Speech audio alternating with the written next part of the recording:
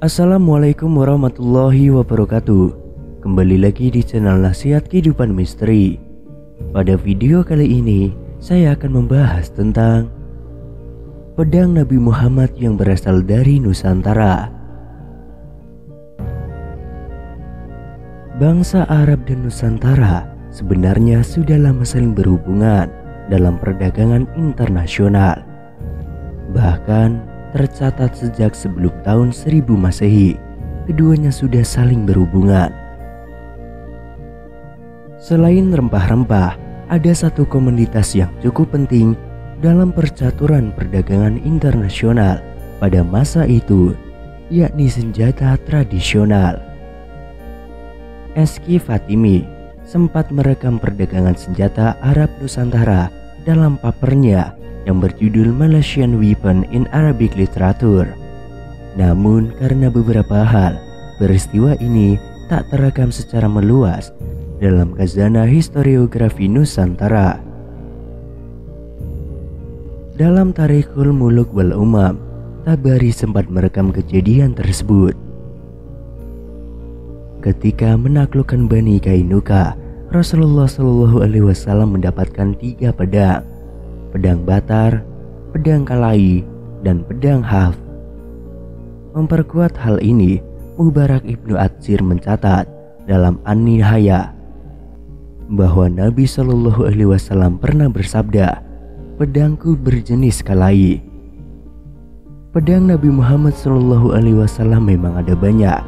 Selain Zulfikar yang masyhur itu, ada beberapa pedang lain yang beliau miliki, seperti pedang Rasub, Matsur, Khadib, dan lain sebagainya. Namun, kita fokuskan pembahasan kali ini pada pedang Kalai. Pedang Kalai memang sangat masyhur dalam kesusastraan Arab. Abu Ali Al-Khali merekam dalam majelisnya yang kemudian dibukukan menjadi Al-Amali bahwa Gubernur Basrah Musyaji bin Mas'ud pernah membuat sayembara gulat dengan hadiah pedang Kalai. Di samping itu juga sejumlah uang, kuda, dan budak yang ahli membuat roti. Sayembara ini kemudian dimenangkan oleh Amir bin Madi Karib. Ia pun mendapatkan pedang Kalai. Maka tak heran jika penyair-penyair Arab kuno mengagumi kualitas pedang yang dibuat dari timah ini.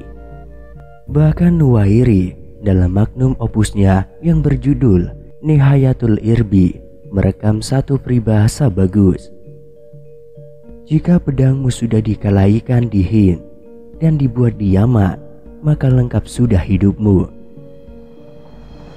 Dalam tarik Arab, Hind memang cukup fenomenal dalam urusan senjata.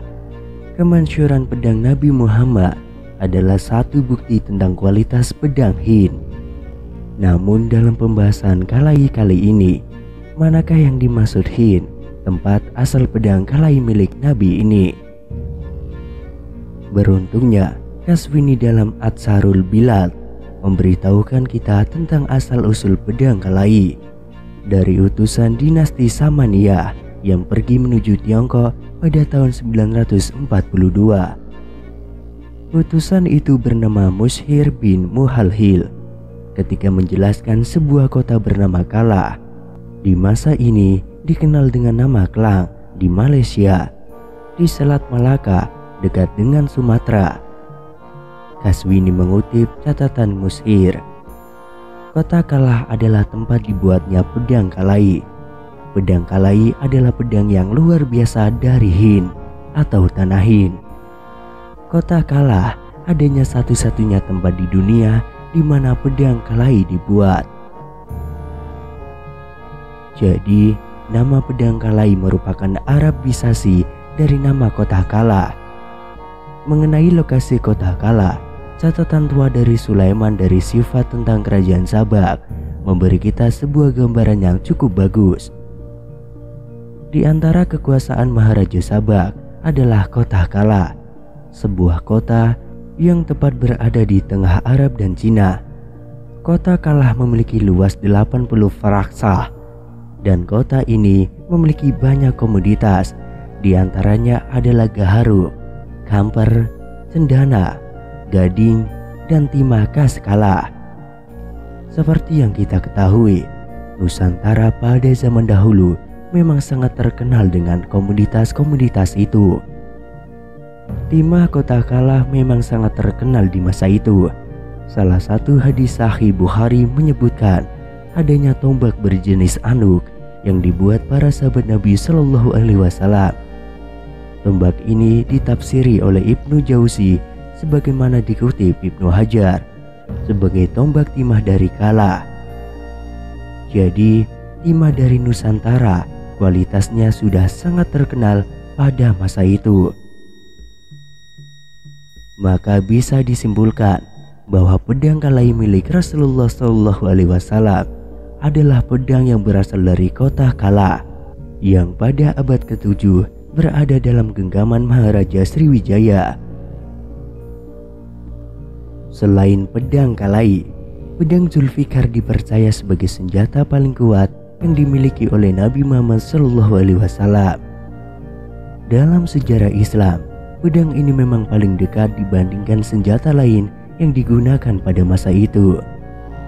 Bentuk pedang Zulfikar dikenal dalam beragam versi, tetapi yang paling populer dipercaya bentuk melengkung dan berujung ganda. Pedang Zulfikar yang konon berkekuatan sama dengan 1000 tentara pada akhirnya diwariskan kepada Ali bin Abi Thalib. Nama pedang Zulfikar sendiri berasal dari kata fikar yang berarti pembedaan atau pembagian. Sejarah pedang Zulfikar sebenarnya masih belum diketahui dengan pasti.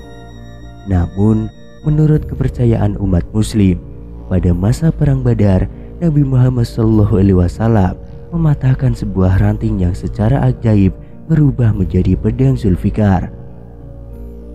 Namun ada pendapat lain yang menyatakan bahwa pedang Zulfikar dikirim oleh Allah melalui malaikat Jibril saat Nabi Muhammad sedang berdoa dalam pertempuran Khandak.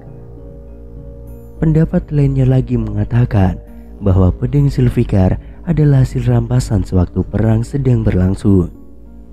Sementara versi lain lagi yang menyebutkan bahwa pada abad pertengahan, pedang besi dan baja diproduksi secara masif dan digunakan untuk bertempur. Setiap tentara dilatih menggunakan pedang, sehingga semua jenderal, raja, serta kaisar memiliki pedang pribadinya masing-masing. Dan salah satu pedang yang dipunyai oleh Nabi Muhammad SAW adalah pedang Zulfikar ini.